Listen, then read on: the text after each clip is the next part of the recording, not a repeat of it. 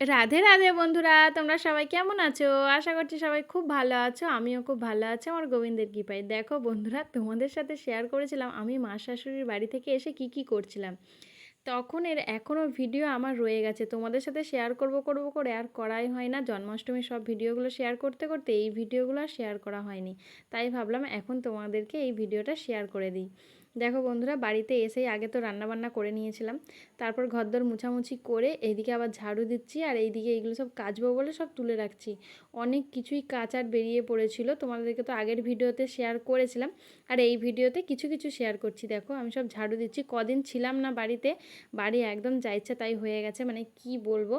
সিঁড়ি আরে সব কিছুই ঝাড়ু দিয়েছি, কিন্তু সেই ভিডিওটা আমি আর নিইনি, কারণ অতটা নেওয়া সম্ভব না। তাছাড়া আমার এমনিও লেট হয়ে যাচ্ছে কাজের, আর ভিডিও করলে তোমরা যারা যারা জানো তারা তো জানোই, ভিডিও করলে এমনিতেই কাজ একটু দেরি হয়। মানে এমনি কাজ করে করে বেরিয়ে যাওয়া সেটা একটা তাড়াতাড়ির মধ্যে হয়, আর ক্যামেরা সেট করতে করতে অনেকটাই দেরি হয়ে যায়। ওর জন্য আমি আর সিঁড়ি থেকে আর ঝাড়ু দেওয়াগুলো দেখাইনি, একেবারে মোছা থেকে আবার আরম্ভ করছি।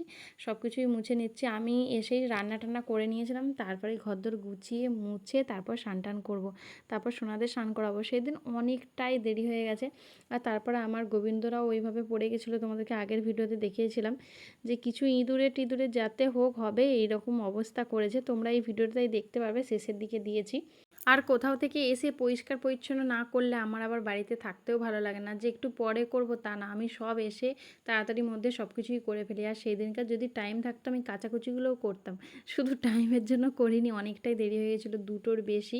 তারপরে এইসব করতে করতে তো মিনিমাম 3টে বেজে গেছে। আমি তো 3টের পরে সেদিনকার ভাত খেয়েছিলাম। দেখো তোমরা দেখে বুঝতেই পারবে, আমি সিঁড়িটা আবার ঝাড়ু দিচ্ছিলাম মুছতে মুছতে। আমি হাফ ঘর অবধি ঝাড়ু দিয়ে মুছে নিয়েছি, তারপরে সিঁড়িটাকে মুছেছি, মানে ঝাড়ু দিয়েছি মুছেছি, সিঁড়িটা পরে, কারণ ঘরটা শুকনো হতে দেরি হবে, আর আমাকে তো ঘরের মধ্যে ঢুকতেই হবে স্নান টান যেহেতু করবো। দেখো স্নান টান করে নিয়েছি, করে একটু স্কিন কেয়ার করে নিচ্ছি, তারপরে সোনাদের কাছে যাব। আর তোমরা আমাকে দেখেই বুঝতে পারবে আমি বক বক করছিলাম। আমার বড়বাবু ফোন করেছিল তখন, আমি ফোনও করছি আর এদিকে ফোনে ভিডিও করছি, দুটোই একসাথেই করছিলাম।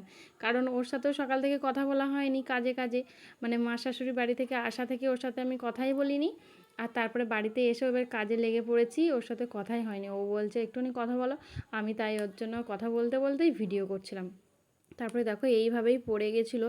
এই দেখো আমি কি করে বুঝলাম যে ইঁদুর এসেছিলো, এই যে এই একটা ধানের দেখতে পাচ্ছ, এটা হচ্ছে সেই লক্ষ্মী পুজোতে দেয় না, তখন আমি দিয়ে রেখেছিলাম, কিন্তু ওই ধানের ওটা দেখলাম গোটা ছড়িয়ে আছে চারদিকে।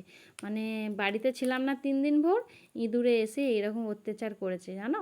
দেখো তোমাদের সাথে কথা বলতে বলতে আমার অনেক কিছুই কাজ হয়ে গেল। আমি এইদিকে সব ঠাকুরগুলো মুছে মুছে রাখছি, যেহেতু ধুলোও পড়েছে, সব কিছুই পরিষ্কার করে রেখে দিচ্ছে। স্নান টান না করলে তো হাত দিতে পারবো না, তাই আমি সব স্নান টান করে পরিষ্কার পরিচ্ছন্ন হয়ে তারপরেই এসেছি গোবিন্দদের কাছে। দেখো এইটা বড় মার পিচকার, এটাও একটু পরিষ্কার করে নিচ্ছি, যেহেতু হাত লাগিয়েছি সব কিছুই পরিষ্কার করব। এটা আমার গুরুদেবের ছবি, সব কিছুই একে একে পরিষ্কার করবো। আর আমার জানো তো এখনও পর্যন্ত ঠাকুরঘর নেই, ওর জন্য আমার একটু সমস্যা হয়, মানে পুজো করতে খুবই অসুবিধা হয়। শর্ট জায়গার মধ্যে এইখানটাতেই করি, কবে যে গোবিন্দ ঠাকুরঘরটা হবে কি জানি। তারপরে দেখো আমার গোপু সোনাদের স্নান করিয়ে দিচ্ছি। আমাকে একটা মাতাজি বলেছে, মাতাজি তোমার সব কিছুই ঠিক আছে, কিন্তু গোপু সোনাদের ওইভাবে স্নান করাবে না, ওদেরকে বস্ত্র পরিয়েই স্নানটা করাবে। যেহেতু ক্যামেরার মধ্যে তুমি পোস্ট করছো, সবাই দেখছে, এটা কিন্তু ঠিকই কথা, এটা আমি কোনোদিন ভাবিনি। মানে একবার ভেবেছি জানো, যে গোপু সোনাদের এইভাবে স্নান করিয়ে পোস্ট করব না, কিছু ওদের জামা প্যান্ট পরিয়েই পোস্ট করব। তারপরে আমি বলি, না না পোস্ট করে দিই। কিন্তু যেহেতু আমি ওটা শুনেছি, হয়তো গোপু সোনারাই ওনার মুখ দিয়ে আমাকে বলিয়েছে, যাই হোক আমি ওর জন্য পরিয়েই, জামা কাপড় পরিয়েই ওদেরকে স্নানটা করিয়েছিলাম। আর সেদিন প্রচণ্ড গরম ছিল, ওর জন্য শুধু প্যান্ট পরিয়েছি।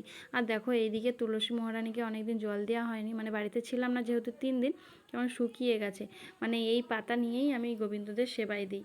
আর নিচে তো তুলসী মহারানী আছে, ছাদেও আছে, আমি অনেক জায়গায় তুলসী মহারানী বৃন্দা দেবীকে আমি লাগিয়েছি যাতে গোবিন্দ সেবাটা হয়। আর ওইখান থেকে কাছাকাছির মধ্যে ওটা থেকেই আমি নিয়ে নিই। আর এদিকে দেখো ওদের জামা প্যান্টও সব ধুয়ে দিয়েছি, এবার মিলে দিচ্ছি। আমি এই ঘরটার মধ্যেই মিলি, এটা আমাদের আর একটা ঘর, এই ঘরটা এখনও পর্যন্ত ঠিকঠাক কিছুই হয়নি, ওই জন্য ওই রকম দেখতে লাগছে। তারপরে আমি আমার জামা কাপড়গুলো মিলছি, আর সেদিনকার যেহেতু একটু রোদ ছিল আমি ওই জন্য আর ছাদে মিলিনি, এইখানটাতেই মিলেছি। যেহেতু আমার ভালো শাড়ি, এই শাড়িটা মা শাশুড়ির বাড়িতে পরেছিলাম আর কি, আর এসে আর ওটাই পরে নিয়েছিলাম। দেখো আমার সোনাদের সেবা দিয়েছিলাম নারকেল নাড়ু। আচ্ছা বন্ধুরা, এই ভিডিওটা তোমাদের কেমন লাগলো আমাকে জানাবে। তারপরে দেখো আমি বিছানাটাও গুছিয়ে নিয়েছিলাম, এটা পরের দিন গুছিয়েছি, সেদিন কিন্তু আমার আর টাইম হয়নি, পরের দিন গুছিয়েছিলাম। হ্যারি বল।